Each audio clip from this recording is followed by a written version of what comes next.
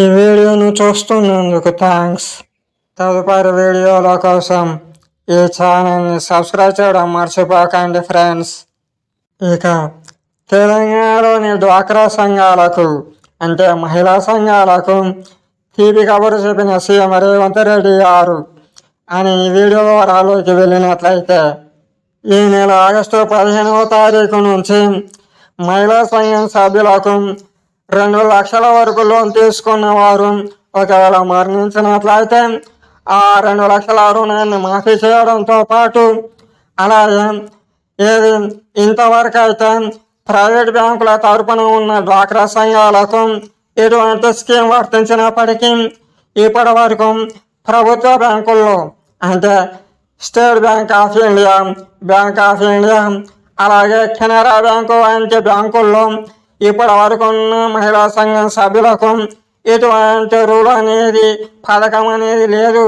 అయితే అంటే లక్షకు 3,000 రూపాయలు చెల్లిస్తున్న వాళ్ళు, అలాగే ప్రైవేట్ బ్యాంకులలో ఉన్న మహిళా సంఘం సభ్యులతో పోలిస్తే లక్షకు 3,500 వరకు చెల్లిస్తున్న వాళ్ళతో వీరికి ఆ పథకం వర్తించలేదు. కాబట్టి ప్రస్తుతం ఈ ఆగస్టు నెల 15వ తారీఖు నుంచి ప్రభుత్వ బ్యాంకుల్లో ఉన్న మహిళా సంఘం సభ్యులకు కూడా ఈ 2 లక్షల లోన్ వరకు తీసుకున్న వారికి వారు మరణించినట్లయినా లేదా ఇంకేదైనా తెలియని కారణాల వల్ల వారు కట్టలేకపోయినా అటువంటి రుణాన్ని మాఫీ చేయనున్నట్లు సీఎం రేవంత్ రెడ్డి గారు మీడియాతో చెప్పడం చేశారు. దీనితో పాటే బ్రతకుండగానే మధ్యలో అంటే అలా తీసుకున్న లోన్లకు నెలవారీ మహిళల తరపున కడతారు కదా, అలా కడుతున్నప్పుడు మధ్యలో ఏదైనా అనుకోని సంఘటన వల్ల ఒక 2 నెలలో కట్టకపోయినా అనారోగ్యానికి గురైన 10,000 నుండి 15,000 వరకు రుణాన్ని తీసుకునేందుకు వీలుగా ఈ మహిళా సంఘం సభ్యులకు ఈ పథకంలో కొన్ని కొత్త నియమాలను చేస్తున్నట్లు ఆయన చెప్పడం చేశారు.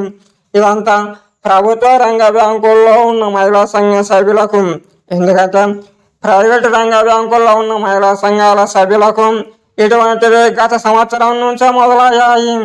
ఇక ప్రస్తుతానికి నెల ఆగస్టు 15వ తారీఖు నుంచి ఇలా మహిళా సంఘం సభ్యులు అందరికీ అంటే ఈ రాష్ట్రంలో ఉన్న కోట్ల కొద్ది మహిళా సంఘాలకు ఈ పథకం వర్తిస్తుందని ఆయన చెప్పడం చేశారు.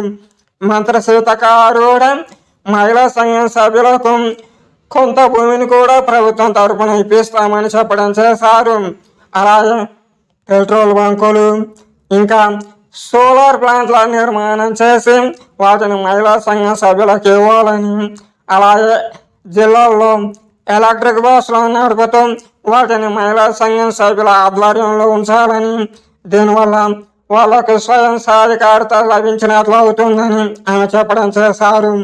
దీనితో పాటు మరిన్ని కొత్త పథకాలను కూడా మహిళా సంఘం సభ్యులకు చేర్చేలా, ముఖ్యంగా ఇందిరా మహిళా పథకంలో ఉన్నాము అంటే అటువంటి పత్రాలను పొందిన అటువంటి మహిళా సంఘం సభ్యులు అయితే వారికి 5 లక్షలతో పాటు మరో 2 లక్షల రుణాన్ని అంటే ఇంతకు ముందు తీసుకున్న డ్వాక్రా సంఘాల నుంచి ఆ లోన్కు సంబంధం లేకుండానే అంటే ఇప్పటికే లోన్ తీసుకొని ఉన్నప్పటికీ ఈ ఇందిరా మహిళా పత్రాలను పొందిన మహిళా సంఘం సభ్యులలో ఎవరైనా సభ్యులు ఉన్నట్లయితే వారికి మరో 2 లక్షల రుణం అనేది ఈ ఇందిరా మహిళా పథకం కోసం వచ్చేలా వారు చర్యలు తీసుకుంటున్నట్లు ముఖ్యమంత్రి రేవంత్ రెడ్డి గారు చెప్పడం చేశారు. ఈ విషయాన్ని సీతక్క కూడా వరంగల్ పర్యటనలో స్పష్టం చేసింది. కాబట్టి మహిళా సంఘం సభ్యులకు రాబోయే రోజుల్లో మరికొన్ని కొత్త పథకాలు వస్తాయని, అటువంటి అమల్లోకి వచ్చేందుకు మరి అంటే 1-2 సంవత్సరాలు పట్టే అవకాశం ఉందని తెలుస్తోంది. రాష్ట్రంలోని ప్రతి మహిళా సంఘానికి దాదాపు వడ్డీ లేని రుణాలు ఇచ్చేలా ప్రతి 6 నెలలకు వారు కడుతున్న వడ్డీని తిరిగి వారి సంఘానికి తిరిగి చెల్లించేలా ప్రభుత్వం చర్యలు తీసుకుంటోంది. కాబట్టి ఈ సమాచారాన్ని మీరు తెలుసుకున్నారు కదా, కాబట్టి ఈ సమాచారాన్ని మీతోటి మహిళా సంఘం సభ్యులకు తెలిసిన వారికి షేర్ చేయండి. అలాగే ఈ వీడియోను లైక్ చేయడం మర్చిపోవద్దు. ఛానల్ని సబ్స్క్రైబ్ చేయడం కూడా మర్చిపోవద్దు. మీకు థ్యాంక్స్.